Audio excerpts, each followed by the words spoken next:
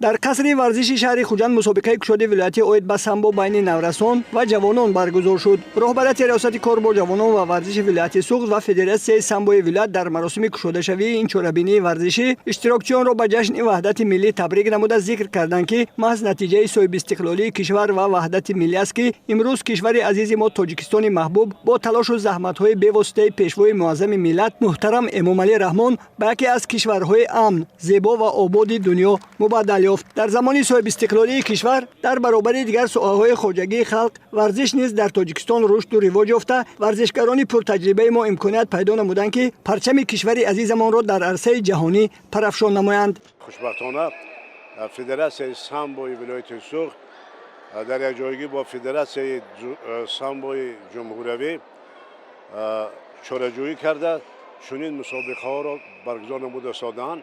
شماره اشتراکچیان زیاد شد.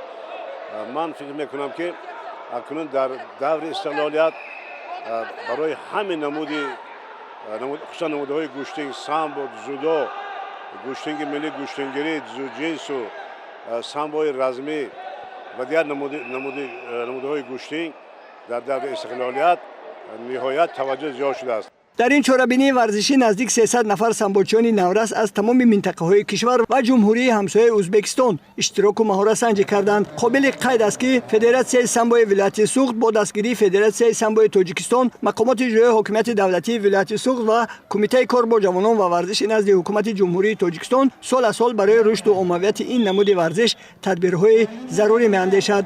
این است که همساله در شهر و ناحیه‌های ولایت صف مشق ورزان در این نمود افزوده ورزشکاران ولایت در نمود سامبو در مسابقه‌های جمهوری و بین المللی و جهانی با دستاوردهای ارزنده نائل می‌شوند. مسابقه کشتی ولایتی اوید با سامبو در قصر ورزش شهر خوجند در سطح بلند تشکیلی جریان گرفته غالبان و جایزه‌داران معین شدند و با مدال افتخارنامه و جام و جایزه‌های فدراسیون سامبو ولایت سوخت قدردانی گردیدند.